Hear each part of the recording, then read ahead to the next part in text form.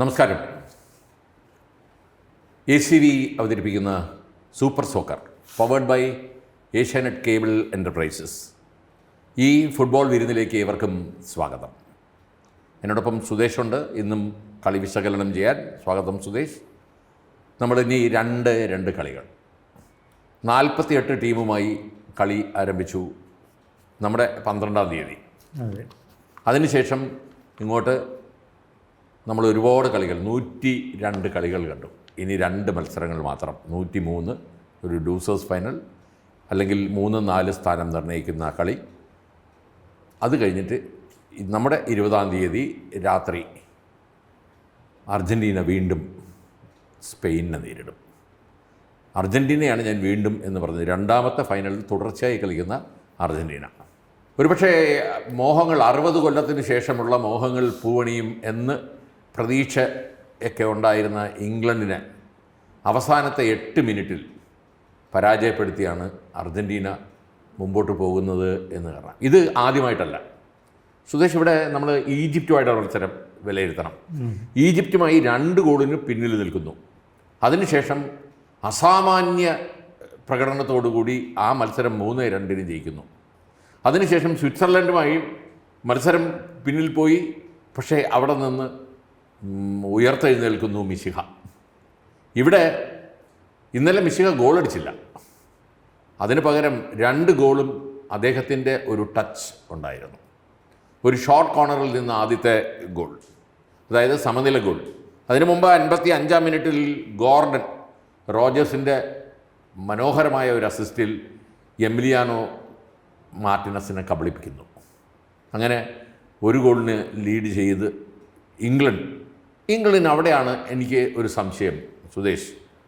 England കൂടുതൽ പ്രതിരോധത്തിലേക്ക് പോയോ, അതോ ടച്ചലിൻ്റെ എന്തായിരുന്നു ഉദ്ദേശം എന്ന് മനസ്സിലാകുന്നില്ല. ആ ഭാഗത്താണ് അർജൻറ്റീന 2ാം പകുതിയിൽ തങ്ങളുടെ തന്ത്രം മാറ്റുന്നതും സ്കലോണി എന്ന ലോകോത്തര കോച്ചും ഒപ്പം തന്നെ അതിനേക്കാൾ ഗംഭീരമായി ഈ മെസ്സിയെ തുണയ്ക്കുന്ന 10 പേര്. അതാണ് അർജൻറ്റീനയിൽ നമ്മൾ കണ്ടത്. പിന്നീട് അങ്ങോട്ട് പൊരിഞ്ഞ പോരാട്ടമായിരുന്നു. ഇടയ്ക്ക് ആദ്യ പകുതിയിൽ നമ്മളൊരു കാര്യം ശ്രദ്ധിക്കണം. ഇവർ തമ്മിൽ ചെറിയ സ്വരച്ചേർച്ചകൾ നമ്മൾ കണ്ടു. എപ്പോഴും സുദേശ് പറയാനുള്ളത് കളിക്കപ്പുറത്തും ഈ ഇംഗ്ലണ്ട് അർജൻറ്റീനയുമായി പല കാര്യങ്ങളുണ്ട്. അത് ഒക്കെ വെച്ച് 19 ഫൗളുകളാണ് ആദ്യ പകുതിയിൽ ഉണ്ടായത്. അപ്പോൾ അവിടെ തന്നെ നമുക്ക് അറിയാം ഇവർ തമ്മിലുള്ള ഒരു കളിയുടെ ഒരു തീവ്രത. അവിടെയാണ് 55-ാം മിനിറ്റിൽ ഇംഗ്ലണ്ട് ഗോൾ നേടുന്നത്. ഇന്നലെ പക്ഷേ പ്രതിരോധം, 2 പേരുടെയും പ്രതിരോധം നമ്മൾ എടുത്തു പറയണം, വളരെ ഭംഗിയായി കളിച്ചു. പക്ഷെ കിട്ടിയ അവസരം മുതലാക്കിയ ടീം ഇന്നലെ ജയിച്ചു എന്നാണ് ശരിക്കും പറയാനുള്ളത്. ഏത് ടീമും ജയിച്ചു കഴിഞ്ഞ് ഒരു അതീവമായ പ്രതിരോധത്തിലേക്ക് പോയാൽ തിരിച്ചടി എപ്പോഴും ലഭിക്കുമെന്ന് വീണ്ടും അർജൻറ്റീന കാട്ടിത്തന്ന മത്സരമാണ് അറ്റ്ലാന്റയിൽ ഇന്നലെ സമാപിച്ചത്. അതോടുകൂടി 2ാം തവണ കണ്ടിന്യൂസായി ഫൈനലിലേക്ക് എത്തുന്ന ടീമായി. അതായത് ഇന്ന് ലോകത്തിൽ ഏറ്റവും കൂടുതൽ ആരാധകരുള്ള ടീമുകളിൽ ഒന്നാണ് അർജൻറ്റീന. ആ അർജൻറ്റീന മത്സരം വിജയിച്ച് ലോകകപ്പിൻ്റെ ഫൈനലിലേക്ക് എത്തിയപ്പോൾ നാടെങ്ങും ആരവമുയർന്നു. കപ്പ് തീർച്ചയായും അർജൻറ്റീന തന്നെ കൊണ്ടുപോകുമെന്നുള്ള ഖ്യാതികളും വരുന്നു. കാണാൻ നമുക്ക് സ്പെയിനിനെ ഒരിക്കലും തള്ളിക്കളയാൻ പറ്റാത്ത ഒരു ടീമാണ് സ്പെയിൻ. അതിലേക്ക് കാത്തിരിക്കാം. അതിനു മുമ്പ് ഇന്നലത്തെ കളി സുദേശ്, ഈ കളി ശരിക്കും ഗംഭീരമായ ഒരു മത്സരം. ആ മത്സരം എങ്ങനെയാണ് സുധീഷ് കാണുന്നത്? ഇപ്പോൾ ഇവിടെ നമ്മൾ 2 യൂറോപ്യൻ ടീമുകളുടെ ആദ്യ സെമി ഫൈനൽ കണ്ടിരുന്നു. അത് കുറേ കൂടെ ശാസ്ത്രീയവും ഒരു ചട്ടക്കൂടിനുള്ളിൽ ഒതുങ്ങി നിൽക്കുന്നതുമായ ഒരു മത്സരമായിരുന്നു. എന്നാൽ ഇവിടെ നമ്മൾ കണ്ട മത്സരം ഒരു ചട്ടക്കൂടിലും ഒതുങ്ങാതെ തികച്ചും വ്യത്യസ്തമായ, എങ്ങനെയാണോ ഒരു സെമി ഫൈനൽ മത്സരം അതിൻ്റെ പരിധിയിൽ നിന്നും നിൽക്കാതെ തികച്ചും വ്യത്യസ്തമായ ഒരു മത്സരം. അമിതമായ കരുതലോടെ കളിക്കുന്നതോ അല്ലെങ്കിൽ വലിയ ഒരു ചട്ടക്കൂടുണ്ടാക്കി അതിനകത്ത് കളിക്കുന്നതോ ഒന്നും കാണാൻ കഴിഞ്ഞില്ല. അതിനൊരു പ്രധാനപ്പെട്ട കാരണം അർജൻറ്റീന ഈ മത്സരത്തെ സമീപിച്ച രീതിയാണ് നമ്മൾ എടുത്തു പറയേണ്ടത്. ഒന്ന്, ഡിപ്പോളിനെ പോലുള്ള ഒരു താരത്തിന് പകരം സിമിയോൺ വരുന്നു. സിമിയോണിൻ്റെ ഒരു പ്രത്യേകത ഇന്നലെ നമ്മൾ കണ്ടു. ഒരു വികൃതി പയ്യൻ അല്ലെങ്കിൽ ഒരു തല്ലുകൊള്ളി, ഈ ലേബലിലുള്ള ഒരു പ്ലെയറായിട്ടാണ് കാണാൻ പറ്റുക. അദ്ദേഹം വല്ലാതെ പ്രകോപിപ്പിക്കുന്നു. ഇംഗ്ലണ്ടിന്. മുൻകാലങ്ങളിൽ ഈ സിമിയോണിയുടെ അച്ഛൻ സിമിയോണി ഇതേ തന്ത്രം കാണിക്കുകയും ബെക്കാമിന് റെഡ് കാർഡ് വാങ്ങിച്ചു കൊടുക്കുകയും അങ്ങനെ അർജൻറ്റീന 10 പേരും 8 കളിച്ച് ഇംഗ്ലണ്ടിനെ തോൽപ്പിക്കുകയും ചെയ്തിട്ടുണ്ട്. അപ്പോൾ അതുപോലൊരു ടാക്ടിക്സ് ഇവിടെ പ്ലെയർ വൈസ് അല്ലെങ്കിൽ കളിയുടെ നിലവാരത്തിൽ ഒരു ഘട്ടത്തിൽ ഞാൻ പറഞ്ഞ പോലെ ഒരു കൃത്യമായ കളി കളിക്കുമ്പോൾ അല്ലെങ്കിൽ ശാസ്ത്രീയമായിട്ട് ഏറ്റുമുട്ടുമ്പോൾ അത്തരമൊരു പിടിച്ചു നിൽക്കാൻ കഴിയുമോ എന്നുള്ള ആശങ്കയിൽ നിന്നായിരിക്കണം അത്തരമൊരു തന്ത്രം സ്കലോണി പരീക്ഷിച്ചത്. ഇംഗ്ലണ്ടിനെ പ്രകോപിപ്പിക്കുക. അതിൻ്റെ ഒരു വ്യത്യാസം എന്ന് വെച്ചാൽ ഇംഗ്ലീഷുകാർക്ക് എന്നും ആ ഒരു കുഴപ്പമുണ്ട്, ആ പ്രകോപനത്തിൽ വീഴും അവർ. പക്ഷേ ഇന്നലെ അതുണ്ടായില്ല.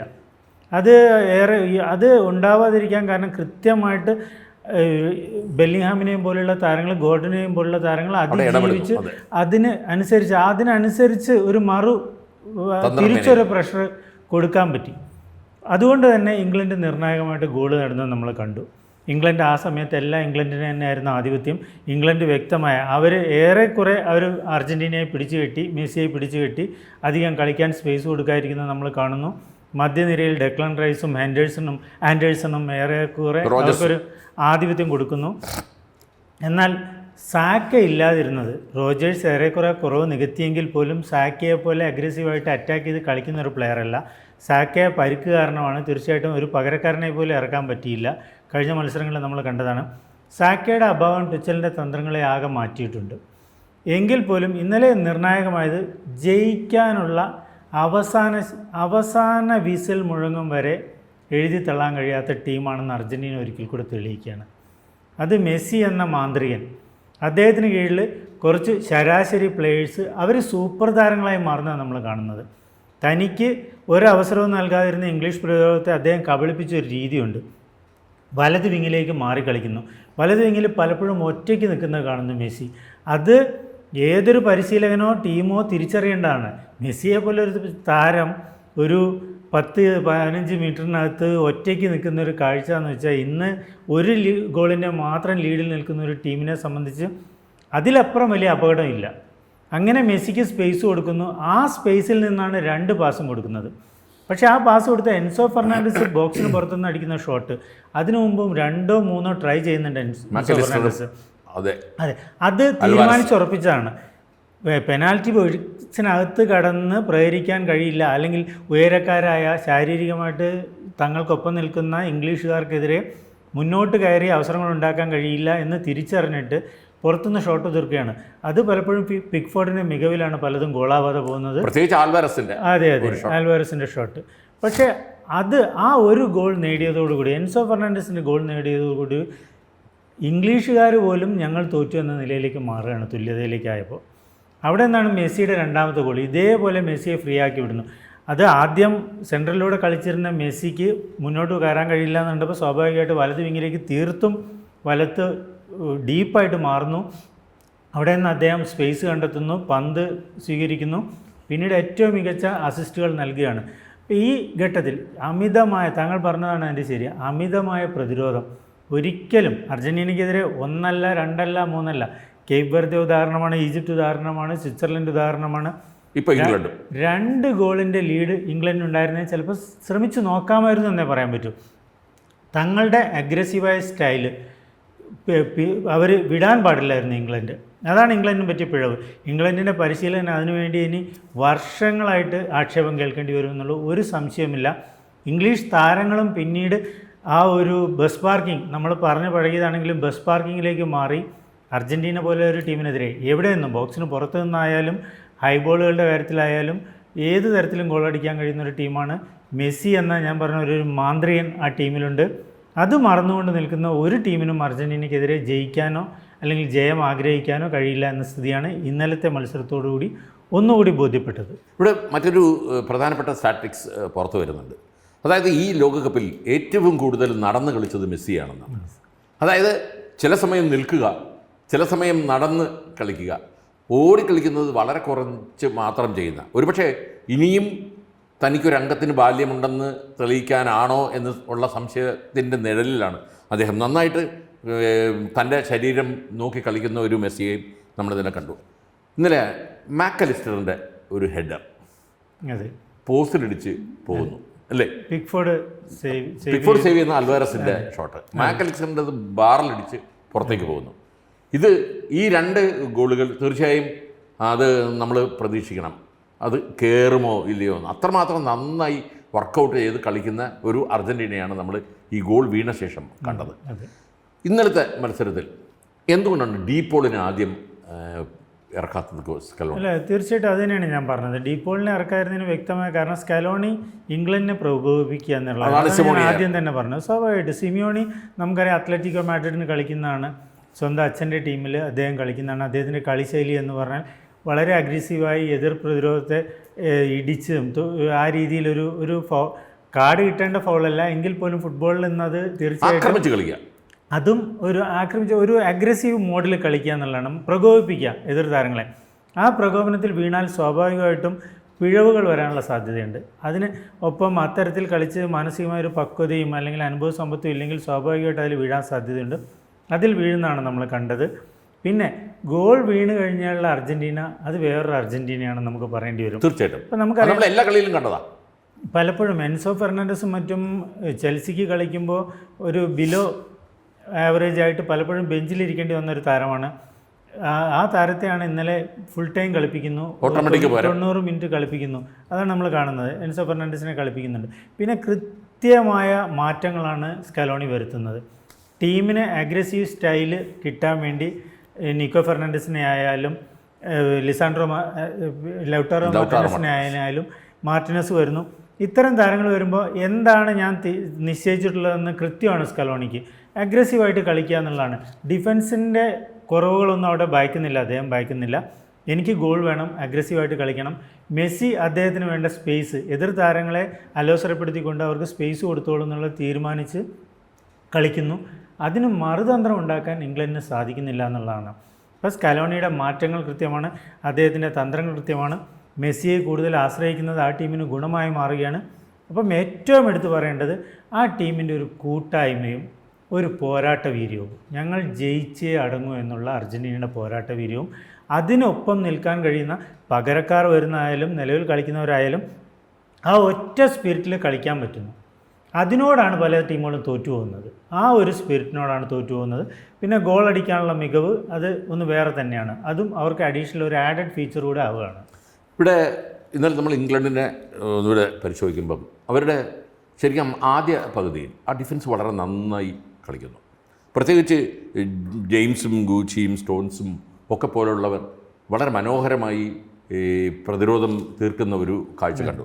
അതോടൊപ്പം തന്നെ ആൻഡേഴ്സണും റോജേഴ്സും ബെല്ലിംഗ്ഹാമും ഗംഭീരമായി. ഇന്നലെ എടുത്തു പറയേണ്ട മറ്റൊരു കളി, പലപ്പോഴും നമ്മൾ ബെല്ലിംഗ്ഹാം ഒറ്റയ്ക്ക് മൂവ് ചെയ്യുന്നത് കണ്ടു, കൂടെ ആരുമില്ലാതെ. ഹാരി കെയ്ൻ ഇന്നലെ വാങ്ങിപ്പോയില്ലേ? തീർച്ചയായിട്ടും അത് ആ രീതിയിൽ പറയാൻ കഴിയില്ല. ഇന്നലത്തെ മത്സരത്തിൽ നമുക്കറിയാം പലപ്പോഴും ആദ്യത്തെ ഗോളിൻ്റെ ഒരു പാസ് കൊടുക്കുന്ന ഹാരി കെയ്നാണ്.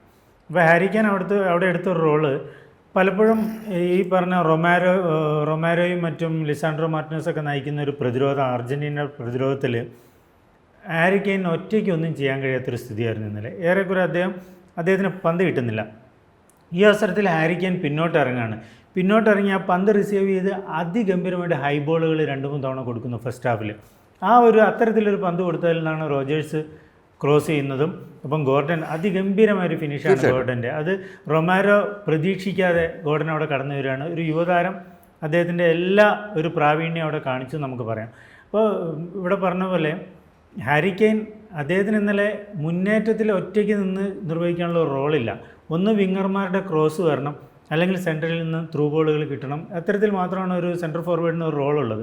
പക്ഷേ അത് ഇല്ലാതാകുമ്പോൾ സ്വാഭാവികമായിട്ട് തിരിച്ചറിഞ്ഞ് അദ്ദേഹം പുറകോട്ട് ഇറങ്ങുന്നതാണ് നമ്മൾ കാണുന്നത്. പക്ഷേ ബെല്ലിംഗ്ഹാമിൻ്റെ ഒരു റോളിലേക്കാണ് അദ്ദേഹവും വരുന്നത്. അവിടെ ശരിക്കും പറഞ്ഞ ഒരു ക്ലാഷാണ്. അവിടെ ഒരു ഉത്തരവാദിത്തങ്ങൾ പങ്കുവയ്ക്കുന്ന കാര്യത്തിൽ അവർക്കൊരു ധാരണക്കുറവ് അവിടെ ഉണ്ടാകുമെന്നൊരു സംശയം. കുറ്റപ്പെടുത്തുന്നതല്ല, എങ്കിൽ പോലും അത് ഓരോരുത്തർക്കും നിശ്ചയിച്ച് വെച്ച ഒരു റോളുണ്ടല്ലോ ഇത്തരം ഒരു മത്സരത്തിൽ, സെമി ഫൈനലിൽ. അത് നിർവഹിക്കുന്നതിൽ പെട്ടെന്ന് ഇംഗ്ലണ്ടിന് ഒരു അങ്കലാപ്പ് ഉണ്ടാവുകയാണ് അവിടെ. പക്ഷേ അത് ഒരു ഗോളോടുകൂടി അത് എന്നാലും ബാലൻസ് ചെയ്തു എന്ന് തോന്നിയിരുന്നു. പക്ഷേ പിന്നീട് അങ്ങോട്ട് ബെല്ലിംഗ്ഹാമിന് ഒരു തുണയ്ക്ക് ഡെക്ലാൻ റൈസ് കുറേയൊക്കെ പരിഹരിച്ചെങ്കിൽ പോലും അദ്ദേഹത്തിന് കൂടുതൽ പ്രതിരോധത്തിലേക്ക് ഇറങ്ങേണ്ടി വന്നു. ഒരു മുന്നേറ്റത്തിലേക്ക് ഒരു റോൾ എടുക്കാൻ പറ്റുന്നില്ല. പിന്നീട് അമിതമായിട്ട് അർജൻറ്റീന അറ്റാക്ക് തുടങ്ങുന്നു. ഇംഗ്ലണ്ട് പ്രതിരോധത്തിലേക്ക് അമിതമായ ഡീപ്പ് ഡിഫൻസിലേക്ക് പോകുമ്പോൾ ബെല്ലിംഗ്ഹാമും സ്വാഭാവികമായിട്ട് പുറകോട്ട് പോകേണ്ടി വരുന്നു. അപ്പോൾ നമ്മളറിയാം എൻസോ ഫെർണാണ്ടസിൻ്റെ ഷോട്ട് തടുക്കാൻ പെനാൽറ്റി സ്പോട്ടിൽ നിന്ന് ഓടി വരുന്ന ബെല്ലിംഗ്ഹാമിനെ നമ്മൾ കാണുന്നുണ്ട്. അത്ര താരങ്ങൾ നിരന്ന് നിന്നിട്ട് ബെല്ലിംഗ്ഹാമാണ് വരുന്നത്. ബെല്ലിംഗ്ഹാം ഒരു വളരെ ചെറിയ വ്യത്യാസത്തിന് ആ ഷോട്ട് ബെല്ലിംഗ്ഹാമിന് തടുക്കാൻ പറ്റാതിരുന്നത്. അപ്പോൾ ഒരു നിറഞ്ഞു കളിക്കുന്നത്, നമ്മൾ കഴിഞ്ഞ ദിവസം പറഞ്ഞു, ബെല്ലിംഗ്ഹാം എന്ന് പറഞ്ഞ ഒരു കംപ്ലീറ്റ് ഫുട്ബോളറാണ് അദ്ദേഹം. അതിനെക്കുറിച്ച് നമുക്ക് പറയുകയാണെങ്കിൽ പ്രത്യേകമായിട്ട് അദ്ദേഹത്തെക്കുറിച്ച് തന്നെ പറയേണ്ടി വരും.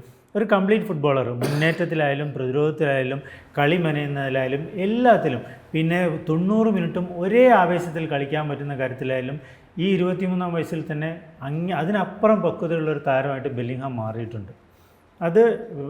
അത് തന്നെയാണ് ഇംഗ്ലണ്ടിൻ്റെ ഒരു ഇതുവരെയുള്ള മുന്നേറ്റത്തെയും സഹായിച്ചത്. പക്ഷേ ഇന്നലെ അതുമാത്രം പോരായിരുന്നു അർജൻറ്റീനയ്ക്കെതിരെ. ഇന്നലെ പിന്നെ ടോണിയെയും റാഷ്ഫോർഡിനെയും ടച്ചിൽ പരീക്ഷിക്കുന്നു, അതും ഫലം കാണുന്നില്ല. മറുഭാഗത്ത് കലോണിയുടെ തന്ത്രങ്ങൾ പൂർണ്ണമായി അവസാന നിമിഷങ്ങളിൽ വിജയിക്കുന്നതും നമ്മൾ കണ്ടു. പ്രത്യേകിച്ച് നിരന്തരമായ അറ്റാക്ക്, മെസ്സിയുടെ നേതൃത്വത്തിലുള്ള നിരന്തരമായ അറ്റാക്ക്, ഈ 2 അസിസ്റ്റ് അതിനെ എങ്ങനെ വ്യാഖ്യാനിക്കും?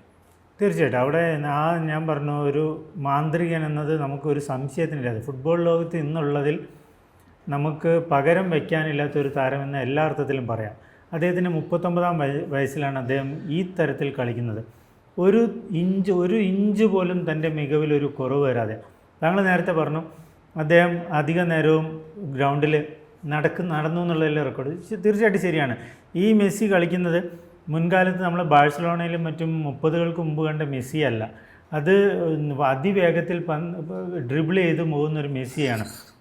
എന്നാൽ ഇവിടെ തൻ്റെ സഹതാരങ്ങളിൽ നിന്ന് പന്ത് ലഭിച്ചാൽ മാത്രമാണ് മെസ്സി തൻ്റെ ഒരു രൂപത്തിലേക്ക് അങ്ങോട്ട് മാറുന്നത്. ഒരു ട്രാൻസ്ഫോർമേഷനാണ് നമ്മൾ കാണുന്നത്. അതുവരെ അലസനായി നടക്കുന്ന ഒരു ഫീല് തോന്നിക്കുന്നു. എന്താണെന്ന് വെച്ചാൽ അത് അദ്ദേഹത്തിന് ഒരു വിശ്രമം, ഈ ഏജിൽ അല്ലെങ്കിൽ 90 മിനിറ്റും ഒരേ വേഗതയിൽ കളിക്കാൻ കഴിയില്ല എന്നുള്ള യാഥാർത്ഥ്യമാണ്. അപ്പോൾ അതിനനുസരിച്ച് തൻ്റെ കളി പരുവപ്പെടുത്തുകയാണ്. നമ്മൾ കാണുന്ന നേരത്തെ സച്ചിൻ ടെണ്ടുൽക്കർ മറ്റും കൈവേദന കാരണം ചില ഷോട്ടുകൾ ഒഴിവാക്കുന്നു നമ്മൾ പറയുന്ന പോലെ, ഇപ്പോൾ റൊണാൾഡോയെ പോലുള്ള താരമായാലും അദ്ദേഹത്തിൻ്റെ ശൈലി മാറ്റുന്നത് നമ്മൾ കാണുന്നുണ്ട് കളിയിൽ. ഇവിടെ മെസ്സിയും അത്തരത്തിലൊരു തീർത്തും ഒരു ശൈലി മാറ്റുകയാണ്. പക്ഷേ വെറുതെ നിൽക്കുന്ന മെസ്സിയെ ആ സമയമെല്ലാം ഒരു പരിശീലകനേക്കാൾ അപ്പുറം കളി റീഡ് ചെയ്യണം. അതെ, അവിടെയാണ് നമ്മൾ മനസ്സിലാക്കേണ്ടത്. അതാണ് പിന്നീട് സ്കലോണിക്കൊപ്പമോ അല്ലെങ്കിൽ അതിനപ്പുറമോ ആ കളിയെ സ്വാധീനിക്കുന്ന തരത്തിലേക്ക് അദ്ദേഹത്തിൻ്റെ നിർദ്ദേശങ്ങളും അല്ലെങ്കിൽ അദ്ദേഹം റീഡ് ചെയ്തതിൽ നിന്ന് കിട്ടുന്ന ഇൻഫർമേഷൻ വെച്ചാണ് പിന്നീടുള്ള തന്ത്രങ്ങൾ മെനയപ്പെടുന്നത്. അതാണ് മെസ്സി വരുത്തുന്ന മാറ്റങ്ങൾ തന്നെയാണ് ആ ടീമിൽ കൂടുതലായിട്ടുള്ളത്. അതിനനുസരിച്ച് താരങ്ങളെയാണ് സ്കലോണി ഇറക്കി കൊടുക്കുന്നതെന്ന് കൂടെ പറയാം. മെസ്സിയുടെ ഒരു പരിചയസമ്പത്തും അദ്ദേഹത്തിന് എന്ത് ചെയ്യണം ഒരു ഗ്രൗണ്ടിലെന്ന് മറ്റാരേക്കാളും ധാരണ ഉണ്ടാകും എന്നുള്ള കാര്യത്തിൽ ഒരു സംശയമില്ല. ഒരു എക്സ്ട്രാ നമ്മളെന്താ പറയുക, സെൻസ് ഉള്ള പോലെ, നമ്മൾ ഒരു 6th സെൻസ് ഉള്ള ആ കാര്യത്തിൽ 6th സെൻസുള്ള ഒരു വ്യക്തിയാണ് മെസ്സി എന്ന് പറയാം. ഒപ്പം അദ്ദേഹത്തിന് ഡ്രിബ്ലിംഗ് സ്കില്ലും പിന്നെ കൃത്യമായിട്ട് ക്രോസ് കൊടുക്കാൻ അളന്നു മുറിച്ച ലൗട്ടാരോ മാർട്ടിനസിന് രണ്ടാമത് കൊടുത്ത ക്രോസ് സ്റ്റോൺസിനെ ജസ്റ്റ് ഒരു ഇഞ്ചുകൾക്ക് മാത്രം സ്റ്റോൺസിൻ്റെ തലയിൽ നിന്ന് ഒഴിഞ്ഞിട്ടാണ് ഉയരം കുറഞ്ഞ ലൗട്ടാരോ മാർട്ടിനസിൻ്റെ തലയിലേക്ക് ഇറങ്ങുന്നത്. അത് കൃത്യമായിട്ട് അദ്ദേഹം സ്കോർ ചെയ്യുന്നു. അപ്പോൾ അതുപോലെ കൃത്യമായ ക്രോസുകൾ കൊടുക്കാൻ കഴിയുന്നത് അതൊരു അമാനുഷികത എന്ന് തന്നെ പറയേണ്ടി വരും. അത്തരത്തിൽ തന്നെയാണ് കാണേണ്ടത്. ഇതുപോലെ ഒരു താരത്തെ ഇനി എന്ന് കാണാൻ കഴിയുമെന്നുള്ളത് നമുക്ക് ഒരിക്കലും പറയാൻ കഴിയാത്ത ഒരു അത്രത്തോളം വിശേഷപ്പെട്ട സവിശേഷമായ ഒരു കളിക്കാരൻ. അങ്ങനെയാണ് അർജന്റീനയ്ക്ക് കളത്തിന് പുറത്ത് ലയണൽ സ്കലോണിയാണെങ്കിൽ കളത്തിനുള്ളിൽ ലയണൽ മെസ്സിയാണ് അവരെ ശരിക്കും പാകപ്പെടുത്തുന്നത്. അത്ര കൃത്യമായിട്ട് അദ്ദേഹത്തിൻ്റെ പിൻഗാമികളായി കളിക്കുന്നു 10 പേർ. അതാണ് അർജന്റീനയുടെ വിജയം. അതുതന്നെയാണ് അവസാന നിമിഷങ്ങളിൽ ഇവർക്ക് ആഞ്ഞടിക്കാനും മിനിറ്റുകൾക്കുള്ളിൽ ഗോൾ തിരിച്ചടിക്കാനും ലീഡ് നേടാനും കഴിയുന്നത് എന്ന് തീർച്ചയാണ്. കാത്തിരിക്കാം, രണ്ടാമത്തെ തുടർച്ചയായ ഫൈനലിൽ സ്പെയിനെതിരെ എന്ത് ചെയ്യും എന്ന് കാത്തിരിക്കാം. ഇനി 2 ദിവസം കളിയില്ല. 3-ഉം 4-ഉം സ്ഥാനം നിർണ്ണയിക്കുന്ന മത്സരം 19-ാം തീയതി 2:30-നാണ്. 2:30 മിയാമി സ്റ്റേഡിയത്തിൽ ഫ്രാൻസ് ഇംഗ്ലണ്ടിനെ നേരിടുന്നു. അതിനുശേഷം തൊട്ടടുത്ത ദിവസം ഫൈനൽ മത്സരം സ്പെയിൻ സാക്ഷാൽ അർജന്റീനയെ നേരിടുന്നു. ഈ 2 കളികളാണ് ഇനി ലോകകപ്പിൽ ബാക്കിയുള്ളത്. ഈ 2 കളിയുടെ അവലോകനവുമായി വീണ്ടും ഞങ്ങളെത്തും. എല്ലാവർക്കും നന്ദി, നമസ്കാരം.